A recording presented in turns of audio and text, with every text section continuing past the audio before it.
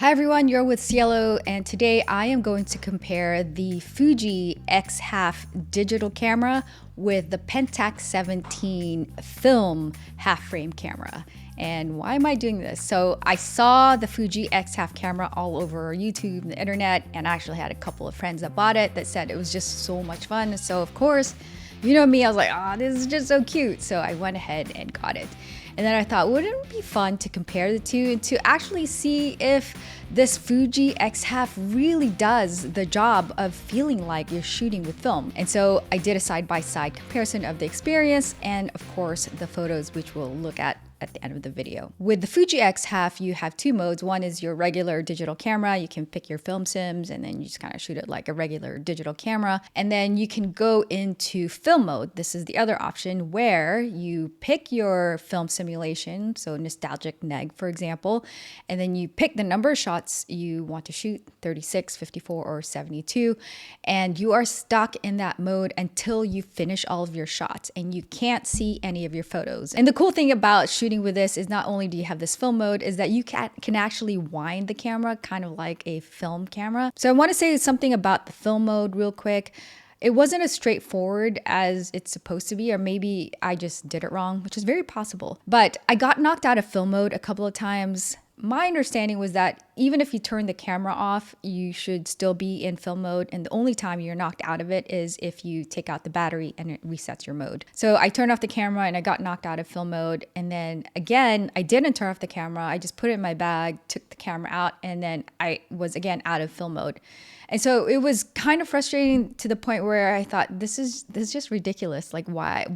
Like, why? But that's the one thing. It was just a little bit finicky. And on that note, finicky. So even though it's, trying to mimic a film camera, it is still a digital camera. So I felt like there was still a lot of decisions I had to make versus the Pentax 17. You load it up and you shoot. That's it. No decisions need to be made. But with this camera, I felt like I need to choose which film simulation. How many shots do I want? Do I want it film mode or not? Should I do the split frame? And then there are these cool effects like light leaks, vignetting, and there's just a lot to choose from that it kind of was still a little bit overwhelming to use this camera. It wasn't as straightforward as loading your film and then shooting. So let's talk about the developing experience like I alluded to earlier. So with the Fuji X1/2, you can develop your shots immediately afterwards, and it's kind of cute. It's got this cute interface where it has the film strips and then it develops and then you see the photos. So now let's talk about the most important part, the photos themselves. So on the Pentax 17, I shot with Portra 400. On the Fuji X1/2, I used the nostalgic neg film simulation. And to make it even more spicy, I threw in some iPhone photos in there because I'm sure some of you are wondering, do I even need either of these cameras, or is shooting with your phone enough? And I thought, okay, let's just throw that in there to see side-by-side comparisons. You got me shaking, yeah, I feel the fever coming on. Boy, you know you're all I want. Keep saying that I hate it, but it's kind of fun. Watching me come undone. No more games. Can't we just say its name? Instead of running away and jumping the gun to play it safe. Let's spend the weekend here in this bed. We can sleep in and let the feelings overflow. So some of the photos on the X1/2 actually look pretty good. For such a small camera, I didn't expect the quality to be that good. Now, of course, the film simulations won't look exactly like the Portra 400. If the X1/2 allowed you to actually load in your recipes and put in the Reggie Portra 400 in there, it would come close. But I was very disappointed you couldn't customize your recipes or the film simulations at all. Maybe that's a thing for them to do.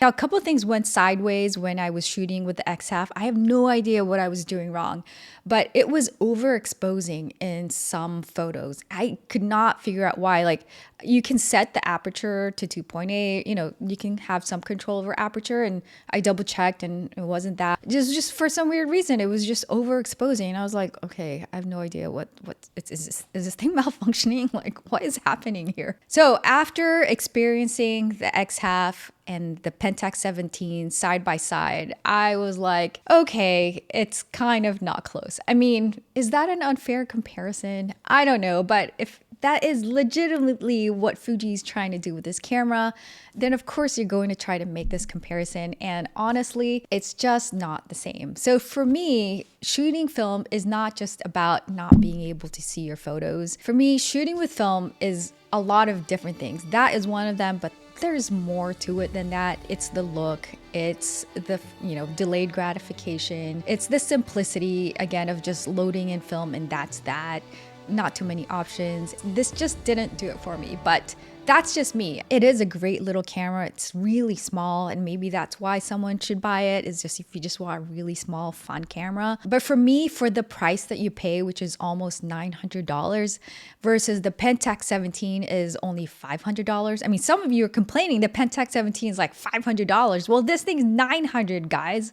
So I was like, why not just get the real deal and then shoot film? Like, why this? So clearly I am not the person for this camera. It is a fun camera, and I would have maybe kept it if it was $400, but it's not. And so I had to return the camera, sadly. So what do you think? Do you have the X-Half? Let's talk in the comments and talk about really what does it mean to shoot with film? Like, why do people do it?